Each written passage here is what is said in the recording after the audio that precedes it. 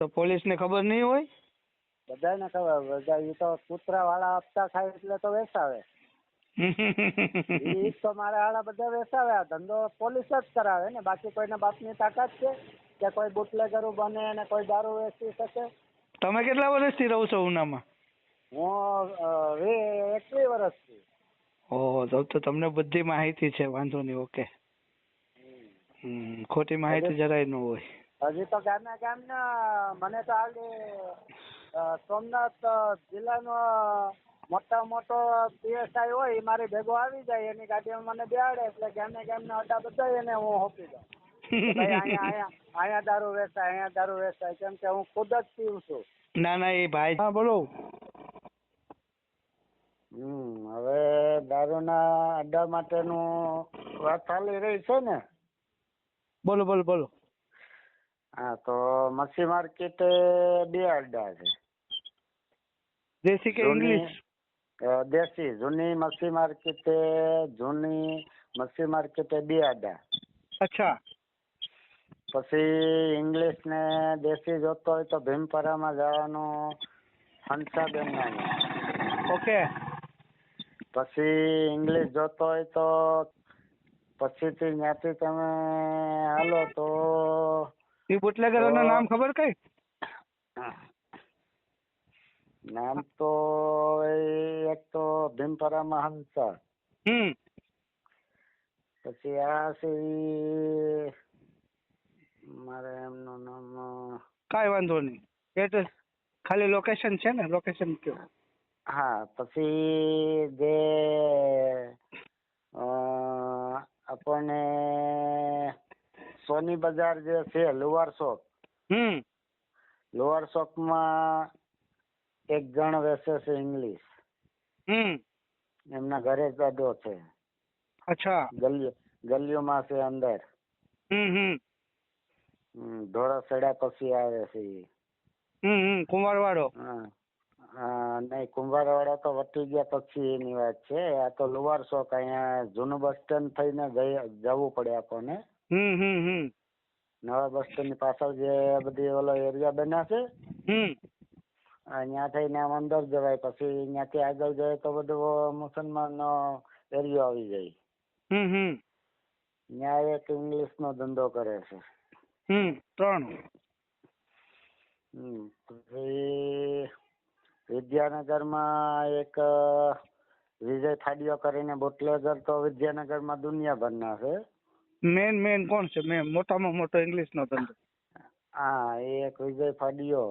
એના મમ્મી ઘરે ધંધો કરે છે દેશી નો, દેશી ઇંગ્લિશ દે. ઓકે. મંજુબેન કરીને નામ છે. ઓકે. પછી એક મોટો હતો, એ હમણાં ઓફ થઈ ગયો, લાલો કરીને. ઓકે. પછી તો મને યાદ આવશે પછી કહીશું બધું. આપણે ઓલા આજે સમજી લે કે પછી પટેલ રેલના પાટાની પાછળ ખારામાં. અચ્છા. રમેશ પટેલ. ઓકે. પોતાને ઘરે ભઠ્ઠીઓ હાલી રહ્યું છે દારૂનું, ને પોતે ત્યાં વેચી રહ્યા છે. પછી એક રેલવે સ્ટેશન ની કોની ઘરે? રમેશ પટેલ. બીજું? ઈ રમેશ પટેલ ના 3 અડ્ડા છે. એક ખારામાં, અને એક રેલવે સ્ટેશન નું જે ટિકિટ બારી છે ને, એની સેમ સામે, એને એરટેલ કહેવામાં આવે. અચ્છા. એક ન્યા છે એનો અડ્ડો. દારૂ તો ઉના તાલુકાની ગલીએ વેચાય. તો હવે મને બધી નામ પછી આ બાજુ ઓલા રહીમનગર બાજુ ને વડલે ને ઈ બાજુ એ જો ત્યાં નદી તળીમાં પુલ જે છે ને, નદીનું પુલ, એ પુલ ની બરાબર પેલો અહીંથી ઢોરો સડો એના ખૂણામાં જ નદીને ખૂણે જે ઓલા ગટરોના જે પાઇપો ગોળ ઉભા કરેલા છે, એક ત્યાં. પછી એક કેસીના ભવનની સામે, સેમ ટુ સેમ કેસીના ભવનની, કેસીની ઓફિસની સામે પાછળની સાઈડમાં કચ્છી હોટલ છે. અચ્છા. કચ્છી હોટલની પાછળની સાઈડમાં બાવળુમાં. પછી ઓલી ધોબીની દુકાનની પાછળ છે ઈ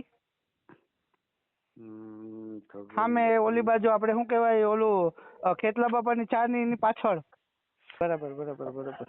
હા, જો ત્યાં ઈ દેશીનો અડો. બરાબર. પછી તો દેલવાડા બાજુ? દેલવાડા બાજુમાં તો દેલવાડામાં ઘણા બધા છે. બુટલેગર દેલવાડામાં કેટલાક વેસે આમ?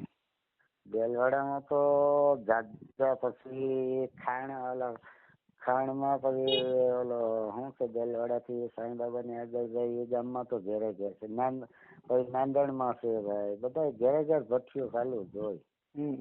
નાળિયા માંડવીમાં પણ નહીં, નાળિયા માંડવીમાં નહીં. નાળિયા માંડવીમાં તો ખાલી મોટા બુટલેગરો છે નકરા ઇંગ્લિશના. ખાલી માલનો સપ્લાય કરે, ખાલી સપ્લાય કરવા વાળા. ભલે ભલે ભલે ભલે. બીજે કઈ બીજો આમ આડો બીજો હજી કઈ ગઢડા રોડ ઉપર કે કઈ આજુબાજુ બીજે કઈ? ગઢડા રોડ ઉપર ખૂબ છે ભાઈ, ઘણા બધા છે. હવે મને યાદ આવશે એમ કહીશ પછી હું. ઓકે ઓકે ઓકે ભલે ભાઈ ભલે. એટલી માહિતી દેવા માટે થઈને ઓકે ઓકે. વિદેશી માલ ઇંગ્લિશ, બીજું કોઈ વસ્તુ નહીં. ખાલી ઇંગ્લિશ જ વેચે? ખુલે આમ ઇંગ્લિશ. બરાબર છે. તો પોલીસ ને ખબર નહીં હોય?